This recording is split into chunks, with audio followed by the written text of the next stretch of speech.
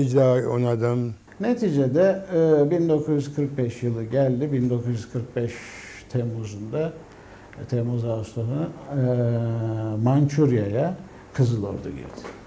Mançurya'ya Kızıl Ordu girdi. Japonya Savaşı kaybetti. Japon artık Çin'de de, Mançurya'da da, Kore'de de Kore hükmü kalmadı. Kore bağımsız oldu. Mançurya 46'ya kadar Sovyetler Birliği'nin hakimiyeti altında kaldı.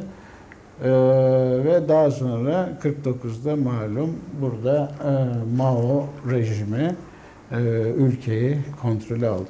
45'te girdikten sonra tabii bütün bu milli faaliyetlerde çalışanlar, mesela benim annem babam da ve Kurban Ali de ve bir sürü başka insan da tutuklanarak mahkum edildiler. Sovyetler aleyhine faaliyette bulunma suçlamasıyla en azından 10 yıl çalışma kamplarına hüküm edildiler. Ondan sonra bu sürelerini tamamlayıp da hayatta kalanlar bir sürede Sibirya'nın çeşitli bölgelerine sürgüne yolladılar. 1950 yılında Sovyetler Birliği'nin desteklediği Kuzey Kore birlikleri Güney Kore'ye bir saldırı başlattı.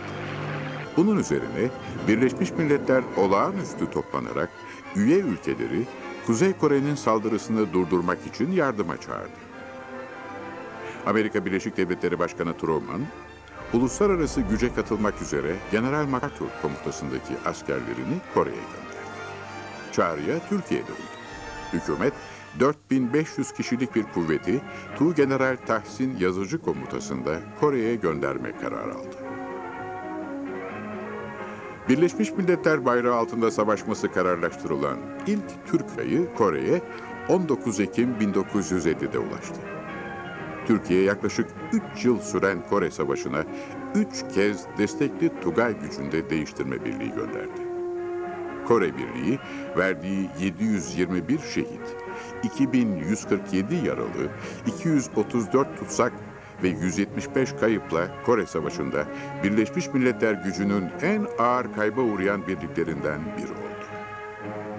Kore Savaşı'nda yaralananların bir kısmı Kore'de yeterli hastane olmadığından Japonya'ya, Kobe ve Tokyo'daki hastanelere sevk edildiler. Mıntıka idare indi şundan hospitalga yeri başladılar.